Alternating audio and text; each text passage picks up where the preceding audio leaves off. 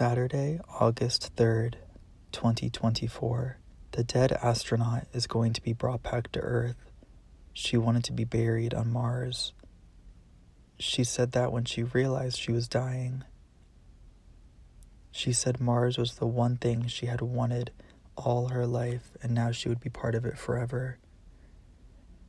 But the Secretary of Astronautics says no.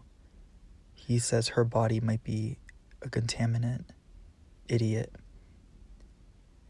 Can you believe that any microorganism living in or on her body would have a prayer of surviving and going native in that cold, thin, lethal ghost of an atmosphere? Maybe he can. Secretaries of astronautics don't have to know much about science. They have to know about politics.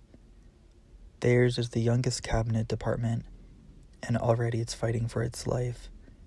Christopher Morpeth Donner, one of the men running for president this year, has promised to abolish it if he's elected. My father agrees with Donner.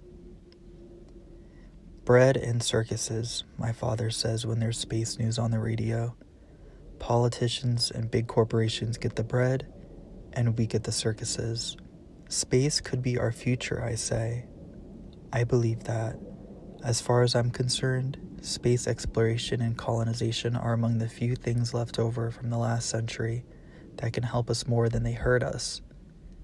It's hard to get anyone to see that, though, when there's so much suffering going on just outside our walls. Dad just looks at me and shakes his head. You don't understand, he says. You don't have any idea what a criminal waste of time and money that so-called space program is. He's going to vote for Donner. He's the only person I know who's going to vote at all. Most people have given up on politicians. After all, politicians have been promising to return us to the glory, wealth, and order of the 20th century ever since I can remember. That's what the space program is about these days, at least for politicians. Hey, we can run a space station, a station on the moon, and soon a colony on Mars. That proves we're still a great, forward-looking, powerful nation, right? Yeah. Well, we're barely a nation at all anymore, but I'm glad we're still in space.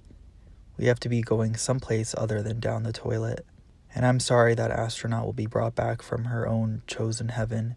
Her name was Alicia Catalina Godinez Leal. She was a chemist. I intend to remember her. I think she can be a kind of model for me. She spent her life heading for Mars, preparing herself, becoming an astronaut, getting on a Mars crew, going to Mars, beginning to figure out how to terraform Mars, beginning to create sheltered places where people can live and work now.